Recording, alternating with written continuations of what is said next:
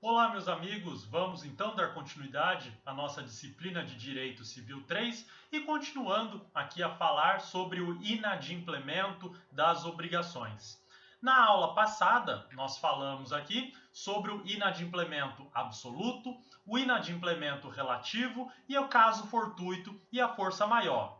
Verificamos que no caso fortuito e na força maior, há a exclusão de responsabilidade daquele que está inadimplente em razão de uma eventualidade aí irresistível, imprevisível que poderia ocorrer, que acabará aí, então afetando a relação obrigacional.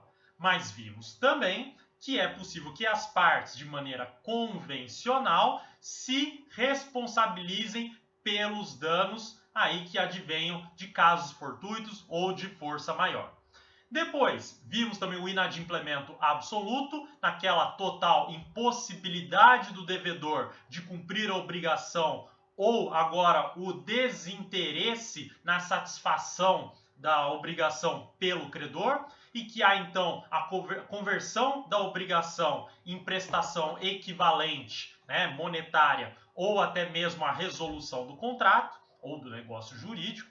E daí então vimos o inadimplemento relativo, em que ainda há um interesse, há uma possibilidade de se cumprir a obrigação. E com isso, então, o devedor se encontra em mora e terá que sofrer aí esses efeitos próprios da mora. Além da obrigação devida, que deverá ser satisfeita, também terá que incorrer aí no pagamento de juros, correção monetária, multas e demais verbas aí acessórias que estejam relacionadas com esse inadimplemento. Lembrando que o inadimplemento relativo pode ser aí tanto do devedor, que é a maioria dos casos, como do credor, quando o credor se nega a receber aí a obrigação. E como que temos como solução contra essa negativa do credor? Simplesmente a utilização da consignação em pagamento. Afinal, o valor ou a prestação fica lá à disposição do credor e o devedor não sofre os efeitos da mora. Ok? Muito bem. Faltou para nós aí falarmos de duas outras modalidades na verdade, três outras modalidades de inadimplemento. Vamos começar falando sobre o inadimplemento antecipado. Veja só, inadimplemento antecipado, nós não temos aqui uma previsão expressa no nosso Código Civil, sobre ele, mas ele tem ganhado cada vez mais aí, aceitação pela doutrina e também começa a aparecer aí algumas menções dentro da jurisprudência. Do que se trata esse inadimplemento antecipado? Trata-se de uma realização por parte do devedor de atos que são nitidamente contrários ao futuro cumprimento do contrato. Como assim? O devedor, ele começa a dar a entender pelo seu comportamento, isso aí incluído também propriamente as suas manifestações, que ele não cumprirá aquela obrigação. Com isso, então, o credor, se fôssemos ver aqui na teoria completamente tradicional, ele teria que aguardar o momento da data do vencimento para iniciar aí todas as suas medidas para mitigar o seu prejuízo, para então retardar qualquer efeito deletério para o seu patrimônio.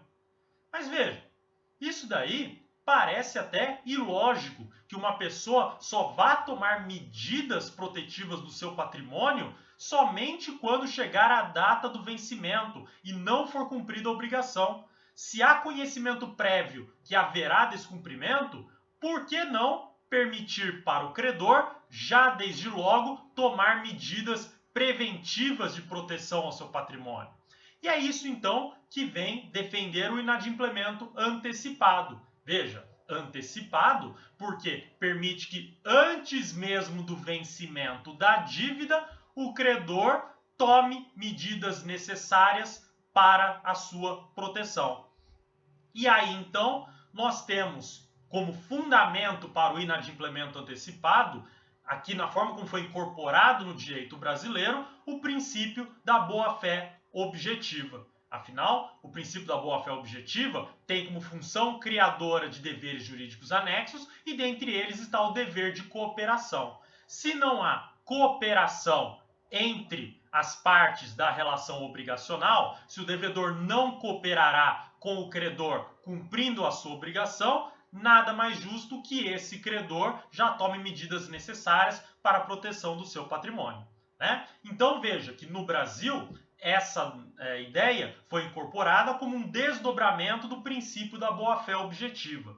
E eu digo isso porque a ideia do inadimplemento antecipado não é uma ideia propriamente nacional. Aqui há uma importação da Anticipatory Breach, que foi desenvolvida lá no sistema de Common Law, e, obviamente, se vamos trazer um instituto aí estrangeiro para dentro do nosso ordenamento jurídico, precisamos fazer as devidas adaptações. E a adaptação foi justamente colocar como um desdobramento próprio do princípio da boa-fé objetiva. E veja que aí a doutrina tem uma certa divergência, porque para muitos o inadimplemento antecipado será equiparável a uma espécie de inadimplemento absoluto. Afinal, as medidas que estão sendo tomadas por esse credor para a proteção do seu patrimônio, elas já estão aí tendo a intenção, já estão aí imaginando que não há possibilidade do devedor cumprir em absoluto aquela obrigação e mais, que o credor não tem mais interesse na satisfação da obrigação da forma como ela havia sido pactuada. Por isso, então, há essa proteção, há essa conversão da obrigação aí em prestação equivalente e, se for o caso, também por indenização por perdas e danos. Logo, então, boa parte da doutrina entende que é uma espécie de inadimplemento absoluto, ok? Mas veja só, precisamos tomar cuidado com um dispositivo legal que eu já comentei esse semestre com vocês, mas é preciso fazer referência novamente, que é o artigo 333 do Código Civil. Olha aí na sua tela. Ao credor assistirá o direito de cobrar a dívida antes de vencido o prazo estipulado no contrato ou marcado neste Código. 1. No caso de falência do devedor ou de concurso de credores. 2. Se os bens hipotecados ou empenhados forem penhorados em execução por outro credor. E 3. Se cessarem ou se tornarem insuficientes as garantias do débito fidejussórias ou reais e o devedor intimado se negar a reforçá-las. Veja, aqui fala de cobrança antecipada de dívida, mas não se confunde com o inadimplemento antecipado. Porque, veja, a autorização do artigo 333 é para cobrar a dívida em si antes do vencimento do prazo, e não entender que há um inadimplemento. Há somente antecipação do vencimento. São situações distintas. E mais, veja só, que aqui nós temos situações objetivas previstas no dispositivo legal. Estamos falando aqui de situações de fato que podem ocorrer, que não dependem de intenção ou voluntariedade do devedor de cumprir ou não com a obrigação. Mas é um caso de ter aí então a falência, de ter aí o bem hipotecado ou empenhado, de ter aí a garantia se tornando insuficiente, que mostra então que não se dá em razão da intenção do devedor. Por isso, não se fala no artigo 333 de violação do princípio da boa-fé objetiva, mas, na verdade, a ocorrência dessas hipóteses em que o prazo da dívida é antecipado, tá bom? Então, perceba como são institutos jurídicos distintos aí quando falamos do artigo 333 e do inadimplemento antecipado, ok? Daí a doutrina então vai trazer alguns requisitos para a configuração do inadimplemento antecipado. Olhe aí na sua tela. Primeiro, ocorrência de um inadimplemento imputável, caracterizado como grave violação do contrato, possibilitando uma justa causa, entre aspas, a justa causa, à resolução. Ou seja, verificando aí então que aquela medida tomada lá pelo devedor, né, ela é nitidamente demonstrada como uma intenção de não cumprir aquele contrato, que é então uma violação aí que, se não está produzindo efeitos agora, produzirá no momento do cumprimento da obrigação. Além disso, que haja plena certeza de que o cumprimento não se dará até o vencimento. É preciso que haja essa convicção pelo credor diante das circunstâncias aí apresentadas pelo devedor. E, por fim, conduta culposa do devedor que indique que não executará o contrato, que é essa manifestação aí evidente, né, esse comportamento que deixa aí evidenciado que não haverá o cumprimento da obrigação, ok? Muito bem.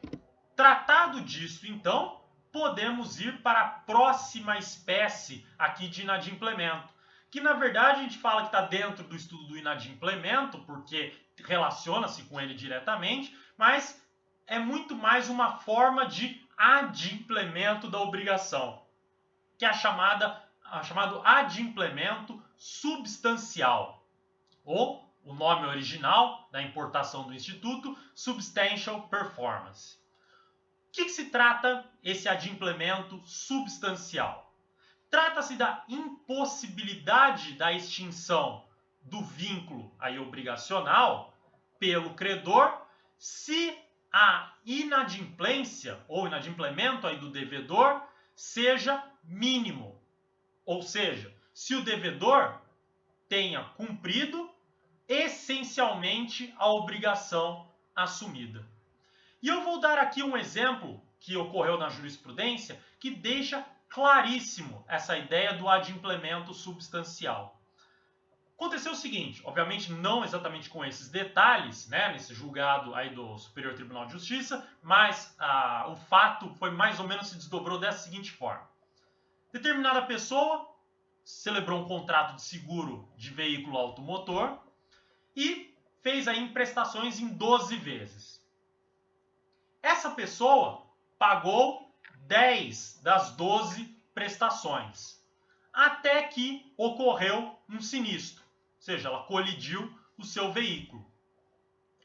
Com essa colisão, ela acionou o seguro, dizendo, olha, contratei vocês, então agora vocês precisam aí tratar aí do conserto do veículo, buscar indenização e assim vai.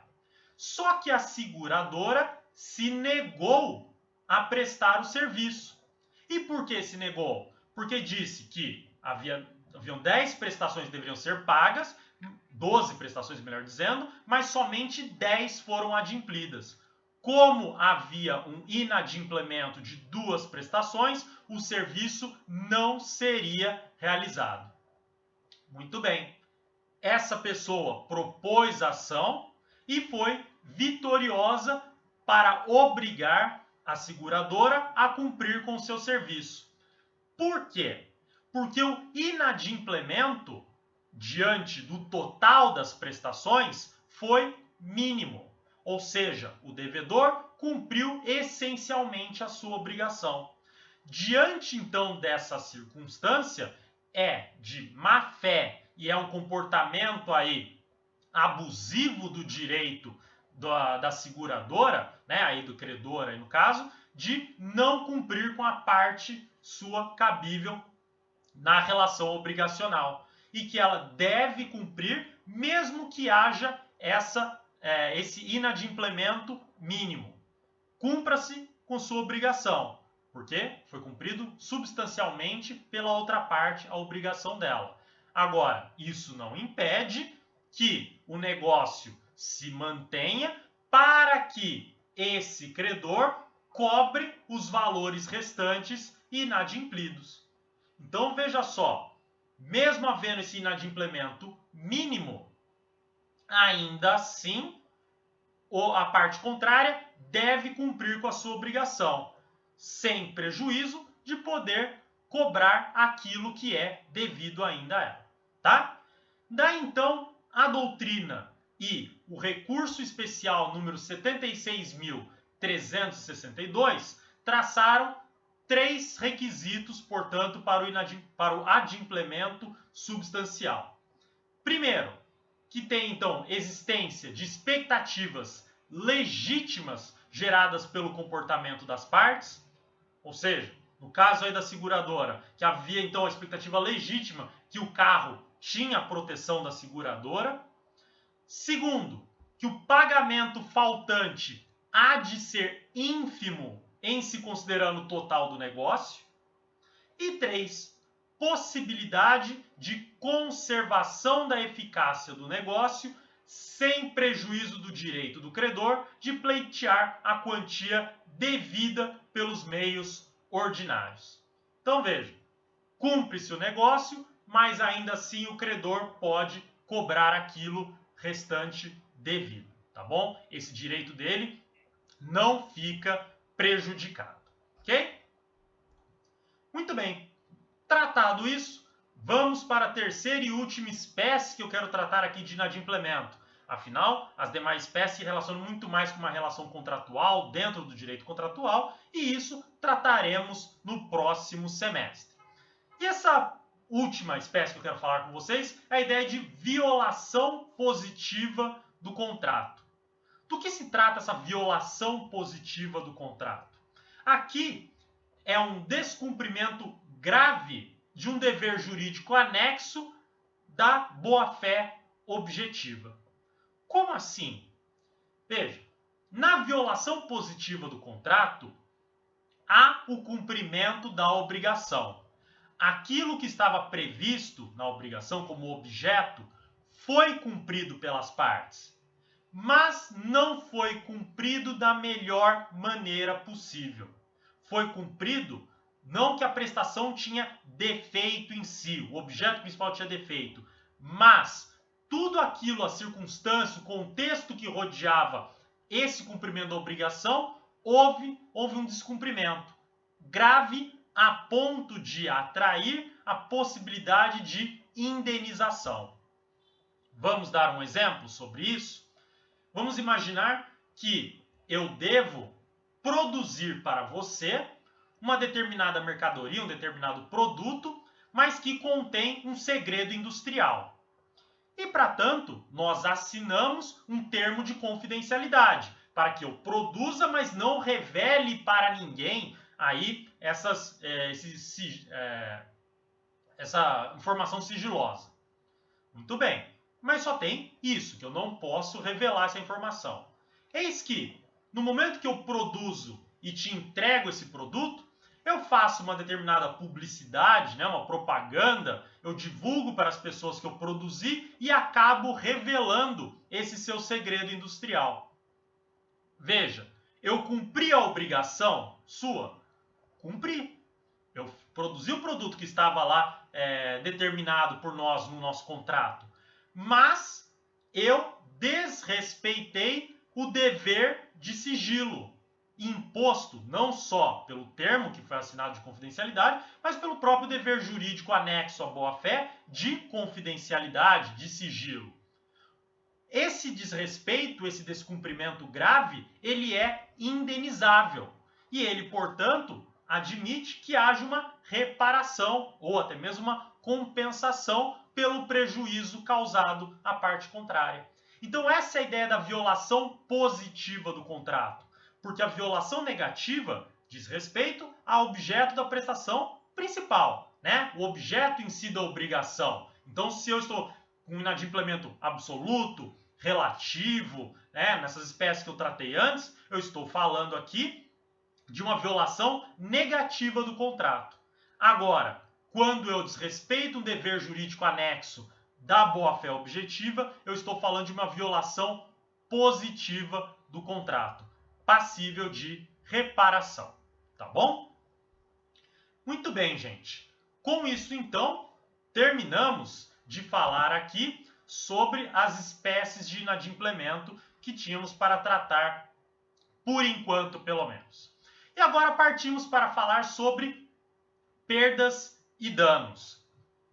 Entender, então, melhor como que funciona essa questão das perdas e danos. E aqui, obviamente, já tratei um pouco disso com vocês nas aulas passadas e vamos aprofundar o tema.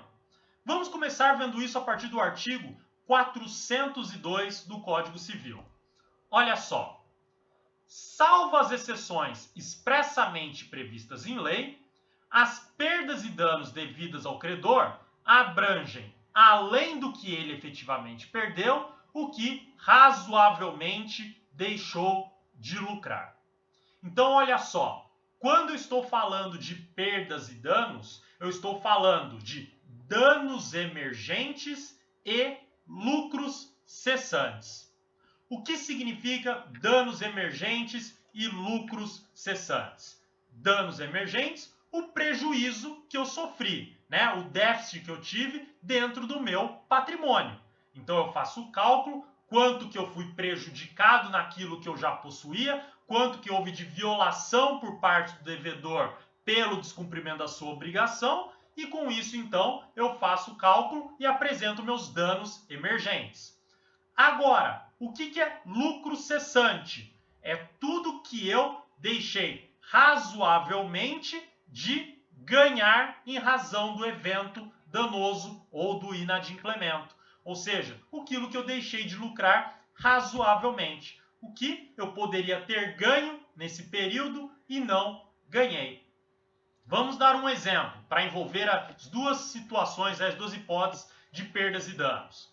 Vamos imaginar que eu tenho uma fábrica e para que uma determinada máquina, para manter a minha produção, funcione, eu preciso de um determinado insumo. Então, preciso que me forneçam, sei lá, um combustível, alguma matéria-prima, para que ela faça a produção. E eu tenho um contrato com alguém que vai me fornecer esse combustível ou essa matéria-prima. Muito bem. Eis que na data avançada da entrega desse produto aí, a pessoa não me entregou. Então, foi inadimplente. Muito bem. Com esse inadimplemento, veja, pode ter acontecido aí diversas situações. Vamos dizer que na mesma data eu deveria ter aí cumprido esse contrato, eu deveria ter entregue o produto para alguém. Pode ser que, não sabendo que não houve a entrega devida daquele produto e por total ausência de culpa minha, né? Vamos imaginar uma situação de total ausência. Eu liguei a máquina e ela acabou sofrendo algum tipo de dano. Então, o que eu tenho diante? Dano emergente. Liguei a máquina sem qualquer culpa, imaginando que devia ter tido o fornecimento lá da matéria-prima, do combustível. Sofri dano. Dano emergente. Tive um prejuízo. Lucros cessantes. Tudo aquilo que eu deveria ter produzido e entregue para os meus compradores, né, para aqueles que negociaram comigo contratos do produto que eu iria produzir, não consegui vender para eles. Pronto, tive lucro cessante. Vamos dizer que pelo inadimplemento com essas pessoas, com esses contratos que eu tive que pagar uma multa pelo inadimplemento. Dano emergente. Não recebi os valores que seriam devidos por ele porque não consegui efetuar a venda durante uma semana. Veja, lucro cessante. Então, veja que eu tenho sempre aquilo que teve desfalque no meu patrimônio e aquilo que eu poderia ter ganho. Mas você pode até estar pensando, às vezes o lucro não é tão assim determinado, né? Afinal, pode ser que eu vá fazer vendas para contratos que eventualmente seriam celebrados no futuro. Então, como calcular o lucro cessante? O artigo 402 mesmo deu a resposta. Falou o que razoavelmente deixou de lucrar. ou seja, verifica-se a média de vendas aí nos períodos anteriores, verifica-se aí como está o mercado, ou seja, faz um entendimento aí, uma perícia, né, se faz um estudo próprio para verificar qual seria aí o valor médio que teria recebido no período que foi afetado pelas perdas e danos. E daí então calcula-se os lucros cessantes. Imagine aqui, não é um caso exatamente contratual, mas extracontratual, digamos que um motorista aí de aplicativo acaba sofrendo um acidente de trânsito. Então colidem no veículo dele, amassa o veículo dele todo e tem que ficar na garagem, lá tem que ficar na oficina. Veja, danos emergentes, conserto do veículo, lucros cessantes, o período em que ele não pôde se utilizar do veículo para fazer as corridas. E daí, pode ser que num dia ele teria muitas corridas, pode ser que não teria nenhuma num outro. Como saber? Verifica-se a média em períodos anteriores daquilo que ele conseguia para ser aí os lucros cessantes, ou seja, razoavelmente o que lhe seria devido. Ok? Muito bem, vamos para o artigo 403. Olha só aí na sua tela. Ainda que a inexecução resulte de dolo do devedor, as perdas e danos só incluem os prejuízos efetivos e os lucros cessantes por efeito dela direto e imediato, sem prejuízo de disposto na lei processual. Gente, esse artigo é extremamente polêmico aqui dentro do nosso Código Civil. Por quê? Ele vai tratar aqui da relação de causalidade, do nexo causal a ser utilizado para a verificação dos danos emergentes e dos lucros cessantes. E vocês já devem ter estudado isso em direito penal, sabem que existem várias teorias que tentam explicar o nexo causal para a verificação da atribuição de autoria à prática de algum crime. E o direito civil não é tanto diferente disso, né? Apesar de uma ou outra teoria ser um pouco diferente em razão dos ramos, outras parecem aí ser o mesmo fundamento. E nós temos 3 teorias acerca do nexo de causalidade. Olha aí na sua tela. Nós temos a teoria da equivalência das condições, a conditio sine qua non. Nós temos a teoria da causalidade adequada e a teoria da causalidade direta ou imediata. O que é cada uma delas? Teoria da equivalência das condições, vocês conhecem já do direito penal, mas é aquela ideia que tudo aquilo que foi causa, que foi condicionante daquele resultado, é então atribuível, aí possível de se verificar responsabilidade. Então, a gente tem que, no caso do direito penal, se alguém deu um tiro em outra pessoa, aquela pessoa é a autora do crime. Mas, equivalência das condições, veja, não tem uma limitação própria. E vai dizer que, assim como aquele que deu o tiro, ele também estava usando uma arma. Então alguém vendeu essa arma para essa pessoa.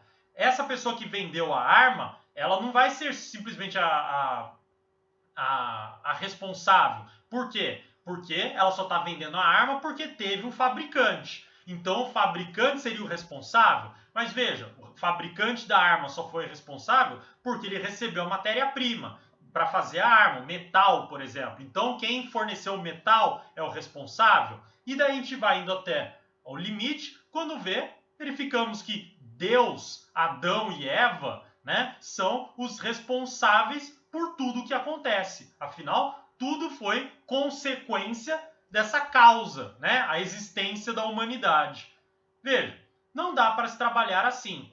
E o direito penal, pelo menos os professores, né, os doutrinadores que trabalham com a equivalência das condições, vão falar que há limitação no nexo causal em razão do dolo e da culpa. Então veja, há dolo ou culpa naquele que dispara a arma, mas não há dolo e culpa para aquele que vendeu a arma. Ele não sabe a ideia, não tem previsão desse resultado criminoso. E por isso ele não poderia ser responsabilizado. Então, há como se salvar, digamos assim, a teoria da equivalência das condições pelo direito penal, embora tenhamos várias críticas, sobretudo daqueles que tratam lá da teoria da imputabilidade objetiva, risco permitido, risco proibido, que vocês estudarão ou já estudaram em direito penal. Muito bem. Equivalência das condições para o direito civil já vai funcionar um pouco diferente. Por quê? Não tem como se admitir isso. Não há como se falar de equivalência das condições. Por quê? Porque, primeiro, esse retrocesso ao infinito aí não pode ser aceito, da mesma maneira que se critica dentro do direito penal, e mais, não necessariamente o inadimplemento decorre aí de um dolo ou uma culpa específica para tanto. A gente tem o inadimplemento culposo e o não culposo. Não culposo podendo atrair caso fortuito ou força maior. Mas veja, o culposo do inadimplemento pode ser simplesmente a parte esquecer de cumprir a obrigação no prazo. Então veja, não é uma razão aí de intenção, de vontade do inadimplemento, mas uma certa desídia, de simplesmente se esquecer de cumprir a obrigação, que já caracteriza o inadimplemento culposo. Mas daí, a parte pode falar, olha, eu me esqueci porque eu estava com problemas pessoais. Então eu tenho que ir atrás da causa da pessoa que causou aqueles problemas pessoais. Essa pessoa vai falar que acabou causando isso porque teve um outro problema. E outro, e outro, e outro. Ou seja, equivalência das condições não serve para responder o nexo de causalidade dentro do direito civil. Aí então, nós vamos para a segunda teoria, que é a teoria da causalidade adequada. E do que se trata a teoria da causalidade adequada? Que só é causa aquilo que adequadamente serviu para a produção do resultado. E aqui tem um exemplo muito interessante dado pela doutrina que pode se servir para entender essa causalidade adequada. Digamos que alguém tem um voo marcado no aeroporto para pegar o avião para fazer uma viagem de férias, a negócio e tudo mais. Só que um desafeto dessa pessoa atrapalha o seu percurso e essa pessoa acaba perdendo o voo. Muito bem. Ela consegue milagrosamente remarcar o voo para o dia seguinte e nesse dia seguinte esse desafeto não consegue atrapalhar o seu percurso. Mas no momento em que ele está no voo, o voo dá uma pane, cai o avião e morrem todos os passageiros. Pergunta que fica: o desafeto, ele é responsável pelo dano causado? Ele pode, então, responder pelo evento morte, ter que indenizar, nos termos aí do direito civil? Veja que pela causalidade adequada, não. E por que não? Porque, veja, no momento em que ele atrapalhou o voo daquela pessoa no primeiro dia, ele tinha como prever o resultado, ele tinha como imaginar que no dia seguinte, se ele pegasse o voo iria cair e iria matar esse desafeto? Não, não tinha como. Então não dá para falar que aquele evento é adequado para causar o dano. Então qual que é o raciocínio que o juiz precisa fazer nesse caso sempre, para aplicar a causalidade adequada? Ele precisa fazer uma previsão. Ele precisa se posicionar no momento daquele evento, daquela suposta causa, e verificar se havia possibilidade de prever o resultado danoso. Se sim, então está dentro do nexo de causalidade. Se não, está fora, não é causa adequada ao evento danoso. Então, veja que aqui temos até um grande problema. Por quê? Depende muito da subjetividade do próprio juiz. De ele, de forma discricionária, se colocar no lugar das partes, se colocar naquele contexto para compreender no futuro, por suposições, aquilo que poderia ser vislumbrado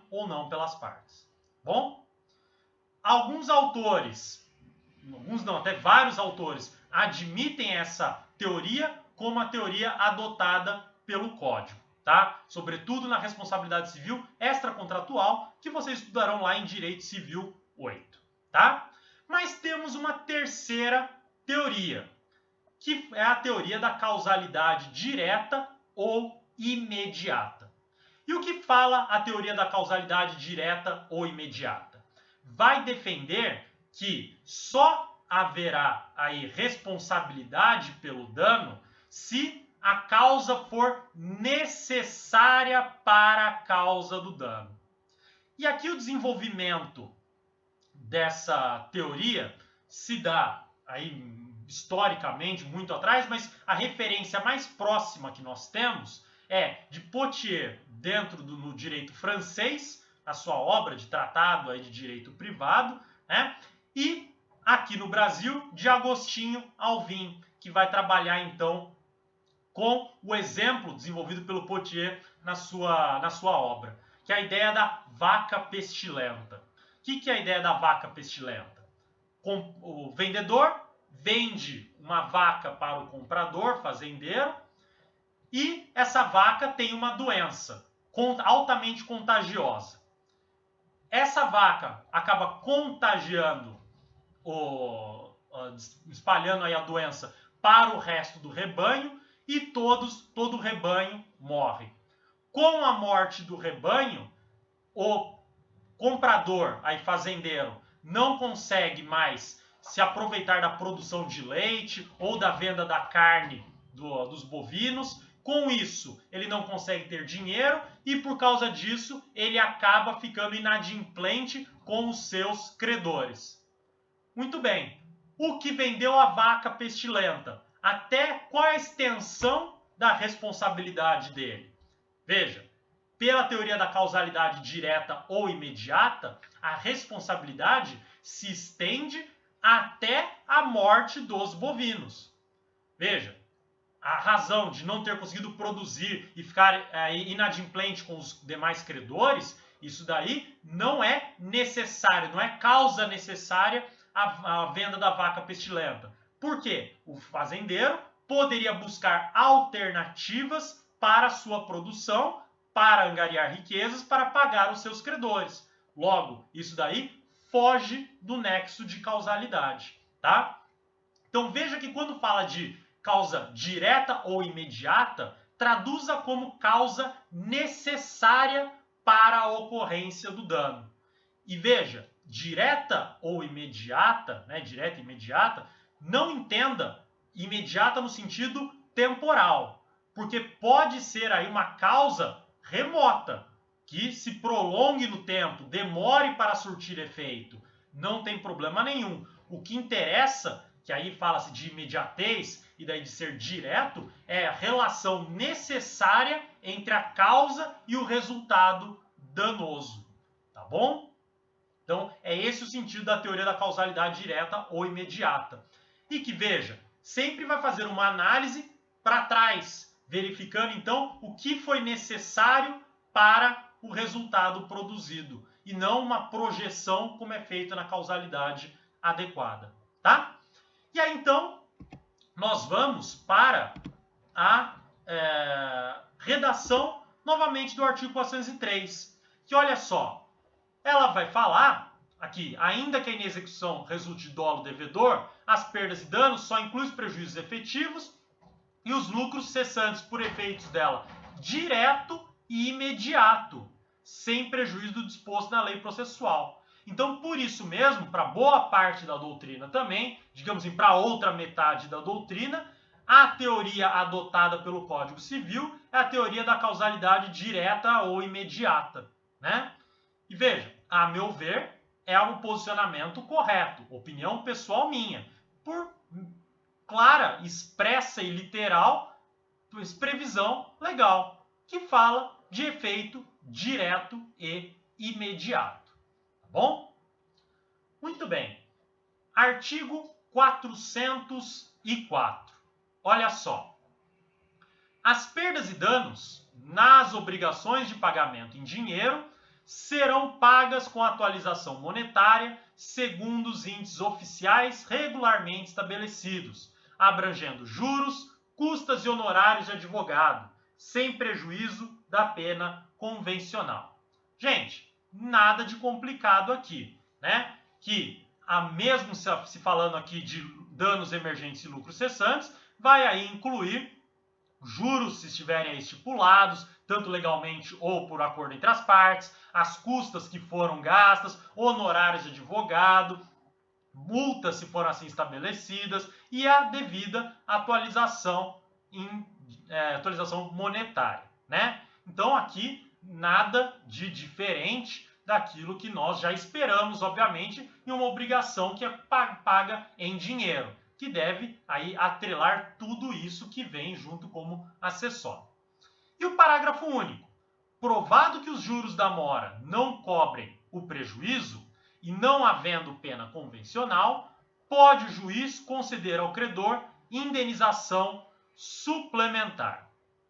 Então, veja, aqui não há nada de também assustador ou muito diferente, porque se devidamente aí requerido pela parte, né, verificado então que o prejuízo é maior do que se espera, é possível haver uma indenização suplementar, né? Afinal, a ideia de indenização é cobrir totalmente os danos sofridos pela parte. Então, se a indenização, se for necessária, a indenização pode ser aí acrescida, pode ser aumentada para cobrir todos os danos sofridos.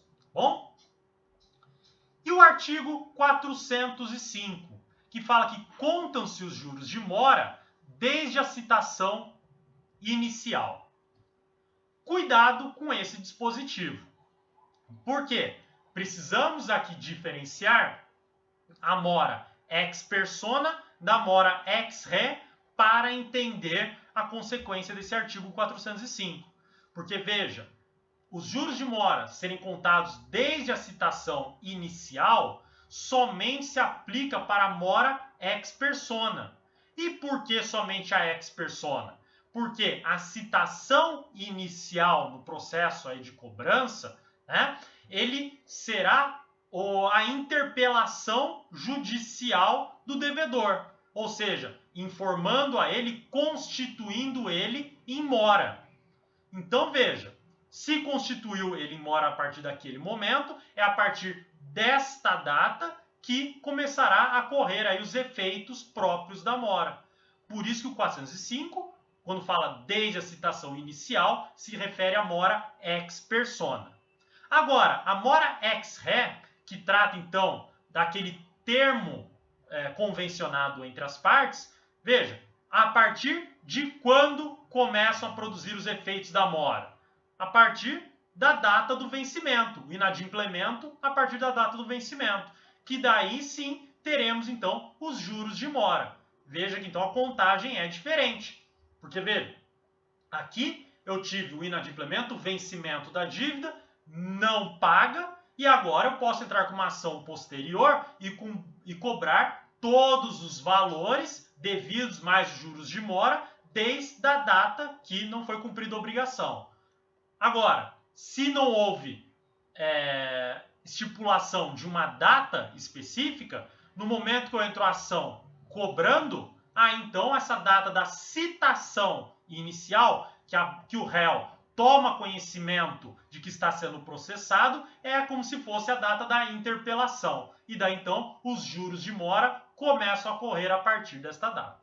Bom? E falando então de juros, vamos para o nosso último tópico aqui, que é a questão dos juros em si, que o nosso Código Civil vai falar dos juros legais. Mas não temos somente essa espécie de juros, afinal, temos também os juros aí que são convencionados, além daqueles que são propriamente fixados pela lei. E além disso, além de termos juros que são fixados pela lei e os juros que são convencionados pelas partes, nós temos uma outra classificação também acerca dos juros. Olha aí na sua tela. Nós temos os chamados juros compensatórios, que podem ser chamados também de remuneratórios, e os juros moratórios. Gente, juros moratórios, simples e fácil, né? Afinal, os juros moratórios decorrem da mora, são os juros de mora. Atrasou o cumprimento da obrigação, paga-se juros de mora. Os juros compensatórios, por sua vez, são juros cobrados pelo desfalque que o credor tem do seu patrimônio em determinado período. Então veja, não é em razão de um inadimplemento, mas é em razão de o credor não ter disponibilidade daquele valor, daquele patrimônio, daquilo que está negociado com o devedor durante um período. Então, vamos pensar no exemplo de um contrato de empréstimo. Emprestei dinheiro. Então vamos falar daí do empréstimo feneratício, né? O mútuo feneratício. Emprestei dinheiro. Veja, no período que eu emprestei, até haver a restituição pelo devedor desse valor, eu estou aí privado de me valer de parte desse meu patrimônio. Então, o que eu posso fazer nesse caso? Eu posso pedir aí, estipular no contrato, os chamados juros compensatórios. Ou seja, todo período até o momento da restituição, haverá a cobrança de juros, para que haja aí uma compensação a mim do tempo que eu não tive à disposição esse valor, esse dinheiro, tá? Então os juros compensatórios funcionam dessa forma e normalmente, tá? Na maioria das vezes, eles são convencionais, não são juros legais, tá? Hipóteses de juros legais especificamente, né? Nós temos dentro do contrato de mútuo, no artigo 591, nós temos no artigo 677, nós temos no artigo 706, mas tudo isso são aí dispositivos que serão estudados no direito dos contratos. Então, deixa aí para o nosso próximo semestre, só veja por curiosidade aí para complementar a matéria no momento do seu estudo, tá bom? Muito bem. Olha só, nesse tema então dos juros. Olha o artigo 406, objeto de muita polêmica. Diz o seguinte: quando os juros moratórios não forem convencionados, ou forem sem taxa estipulada, ou quando provierem de determinação da lei, serão fixados segundo a taxa que estiver em vigor para a mora do pagamento de impostos devidos à Fazenda Nacional.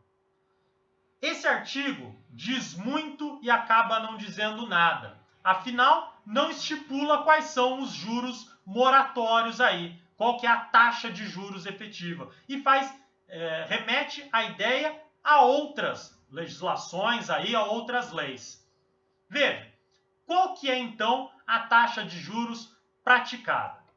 Temos duas correntes, digamos assim, para explicar essa questão.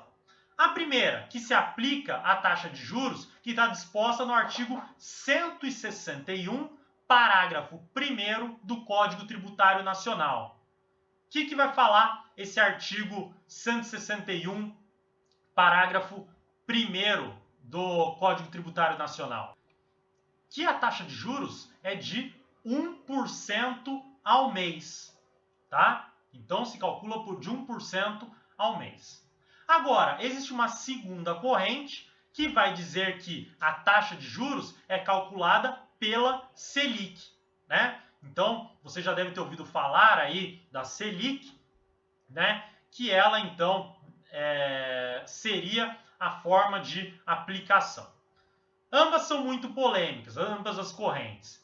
A primeira, por causa da prática própria, que seria aí da Fazenda Nacional, e daí teria algum problema para aplicação, em razão aí das diferenças dos tratamentos das relações privadas com as relações propriamente tributárias. E a segunda, porque a taxa Selic, né, traduzindo Selic, eu não traduzi para vocês, mas que é o Sistema Especial de Liquidação e Custódia, porque é uma taxa extremamente volátil e é bastante imprevisível propriamente no momento da celebração do contrato, né? E daí, inclusive, falam que existe um bis in idem dentro da Selic, porque você vai aplicar a Selic na taxa de juros e dentro da própria Selic teria já correção monetária. Então você estaria corrigindo monetariamente o valor duas vezes. Então existe muita divergência nisso. O que foi determinado, pelo menos, pelo Superior Tribunal de Justiça. Em decisão relativamente recente que nós tivemos aí, né, ou pelo menos nas decisões mais recentes que nós temos aí do STJ, ele tem aplicado a taxa Selic, tá? Então tem entendido que é a taxa Selic. Apesar de, a meu ver, haver uma contradição no próprio posicionamento do STJ, porque houve uma decisão em agravo regimental nos embargos de declaração, no agravo regimental, no agravo em recurso especial, o caos do nosso sistema recursal, né, que definiu que para Fazenda Nacional, aí para a cobrança de indébito tributário, se aplica o artigo 161, parágrafo 1º. Só que veja, se para os indébitos tributários deveria pagar, então, para repetição de indébito tributário, deveria usar o artigo 161, e o 406 fala para aplicar o mesmo critério da Fazenda Nacional, deveria aplicar o 161, parágrafo 1º, a meu ver também. Mas não é assim que o STJ está entendendo. Ele está entendendo que a mora e os juros de mora devem ser pagos conforme a Selic. Tá bom? Ainda continua aplicando esse mesmo entendimento. Ok? Muito bem. Além disso, sobre questões também de entendimentos jurisprudenciais importantes. Olha aí na sua tela 3 deles. Juros moratórios, conforme o recurso especial 903.258. Juros moratórios fluem a partir da data do arbitramento no caso de dano moral. O que significa isso? No momento em que o juiz define o valor do dano moral, é que começam a correr os juros moratórios, tá? Enquanto há somente o pedido de dano moral ou uma condenação sem estipular o valor correto, não há como se calcular juros moratórios, tá? Então só no momento do arbitramento do valor é que se conta os juros moratórios. Artigo 102, ou melhor dizendo, súmula 102 do STJ, diz que a incidência dos juros moratórios sobre os compensatórios nas ações expropriatórias não constitui anatocismo vedado em lei. O que é anatocismo? Juros sobre juros, que há uma vedação no nosso direito a cobrar juros sobre juros. Então eu não posso colocar juros moratórios sobre juros moratórios e nem compensatórios sobre os compensatórios. Mas cumular moratórios com os compensatórios são aí cabíveis dentro do nosso direito. Afinal, o escopo de aplicação de cada um desses juros é diferente, conforme eu já expliquei para vocês anteriormente. E a súmula 382, que vai dizer que a estipulação de juros remuneratórios superiores a 12% ao ano, por si só, não indica abusividade. Trata-se aí de súmula bastante criticável, principalmente no direito do consumidor, mas a ideia por trás dela é o seguinte, que acima de 12% ao ano de um juro, que daria de mais de 1% ao mês, parece que são juros aí abusivos para fim de relações de consumo. Mas só que, dependendo da natureza do contrato de consumo, da prestação do serviço, do fornecimento de mercadoria, daquilo que envolve o contrato, as suas peculiaridades, pode ser que acima de 12% ao ano não seja abusivo. Então, a súmula 382 do STJ só explicita isso, que precisa de outros elementos para que juros remuneratórios acima de 12% ao ano sejam abusivos. Tá bom? Pessoal, e finalmente, vamos para o nosso último artigo aqui, que é o artigo 407. Olha aí.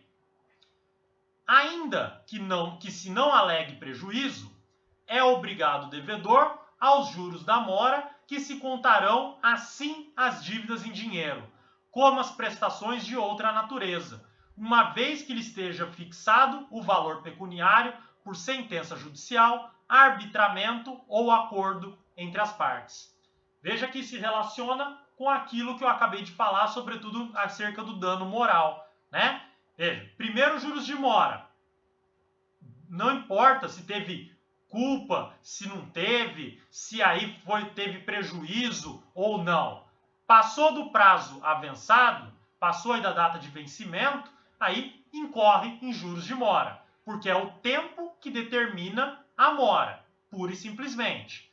Agora, para fixar esse valor dos juros, precisa ter que a obrigação principal já tem o seu valor definido. Então, seja a própria sentença definindo o valor, haja o arbitramento, né, a fixação do valor aí posteriormente numa fase de liquidação dentro do processo, ou as partes cheguem ao valor que seja devido na prestação principal e, portanto, aí pode-se falar da incidência de juros de mora. Ok? Então, gente, era isso que eu tinha para tratar com vocês. Agradeço aí, então, a audiência de todos e nos vemos, então, numa próxima oportunidade. Até mais!